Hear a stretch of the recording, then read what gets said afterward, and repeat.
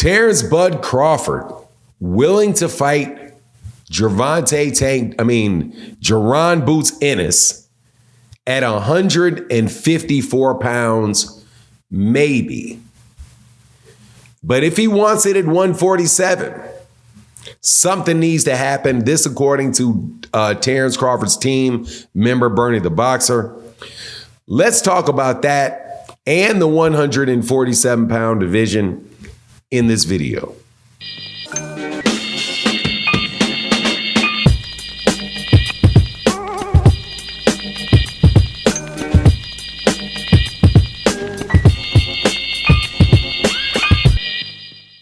All right, welcome back to the channel. It's your boy Fanon, and in this video, we're going to be in the 147-pound division, where we're still waiting for a fight in that division. There has not been a championship fight in that division since July of last year. And before that, there had not been a championship fight since the November preceding that. So we are pretty much averaging one championship fight a year in the 147-pound division. And it doesn't look like we're going to get one coming up anytime soon, unless Jaron Ennis gets a fight handed to him against Cody Crowley in this purse bid that has been reported several times. But the big fight, as far as was supposed to have taken place several times. But the problem is that we're not going to really get the fight that we want to see at 147, which is an undisputed title fight between the two best guys in the division, Jaron Ennis and Terence Bud Crawford, who was a former undisputed champion in the division until the IBF used common sense and said, hey, man, you're not going to be defending this anytime soon, so give me the belt back. Now, before I get into the details, just very fast, let me welcome you back. If you're a longtime subscriber, thank you for being a subscriber to the channel. Thank you for checking me out. Thank you to everybody that supports in the super thanks. And you guys know who you are. Matty Yo, Barbara D, Big Jeff Miller, Big Mike. Thank all of you guys. If I missed you, please forgive me.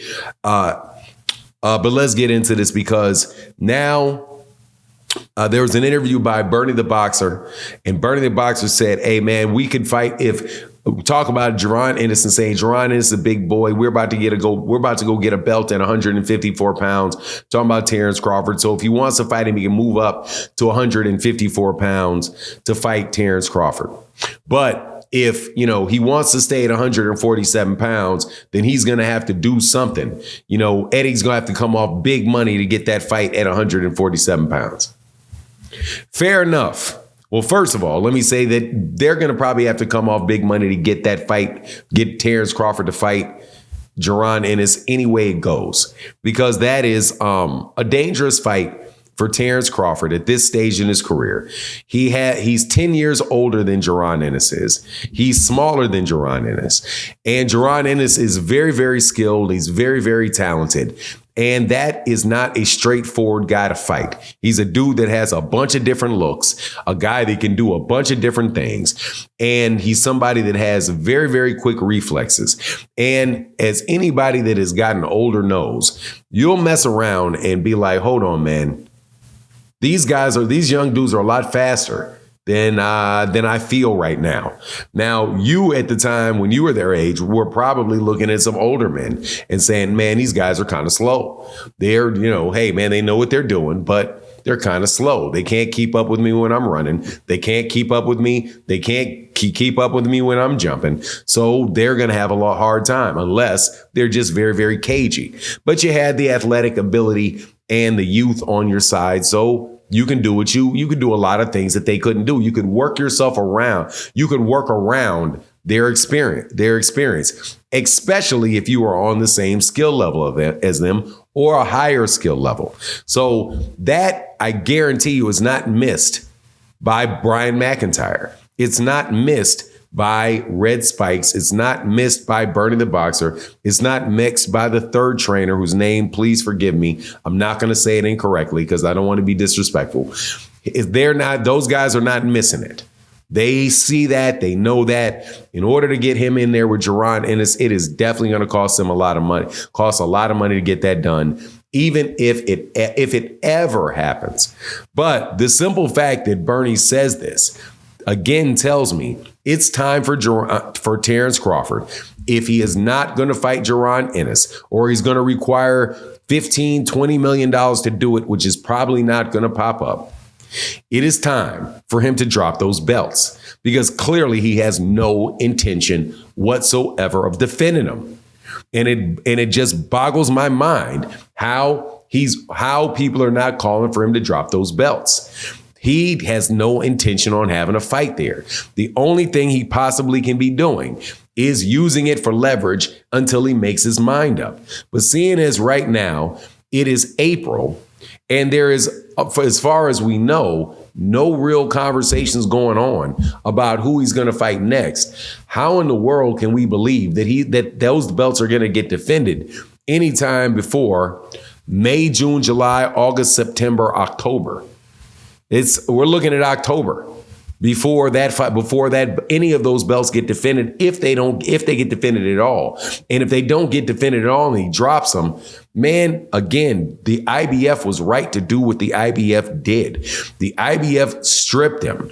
And by stripping him, they were allowed to have another championship fight against Jaron Ennis and whoever walks into the ring with him, even though it doesn't seem very likely that people want to get in there with him. But whatever the case is, I say just let's move on, because saying that I'll fight him at 154, but if you want it at 147, it's going to be more money, assuming that, Bernie the Boxer is really speaking for the guy. And I know that he does speak with Terence Crawford. Terence Crawford has co-signed him on multiple occasions. So I don't think there's too much danger of him being very, very far off. But if what he says is true or close to what is true, just drop the belts. If he drops the belts, I'm not going to say that he avoided Jaron Ennis for dropping the belts, because the purpose that I'm saying, to drop the belts is so the other guys can have an opportunity to move up and fight for some of those belts. There's going to be guys from 140 pounds that are going to migrate up, and they're going to migrate up pretty soon up into that weight class. And then eventually Jaron will get the fights that he wants. Now that he's signed with Matchroom, he's probably going to get more fights. I doubt very much that he gets very high level fights, but he will get more fights. They will be able to bring some Liam Cheesemans or somebody over there from the UK to fight Jaron Ennis. So at least we get to see him fight. At least he gets to be in the ring. At least he gets reps. At least he gets to work on some things. We'll get to see that. And that will be, that's good enough for me. But again, drop the belts, man. Just drop the belts. If you're not going to fight, and by the way, I still don't get who Terence is really going to fight at 154 pounds. They put Sebastian Vandoris out all the way up until November.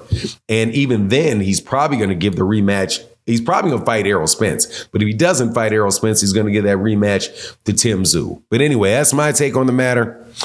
Please let me know what you think in the comment section. And with that, I'm out. Deuces.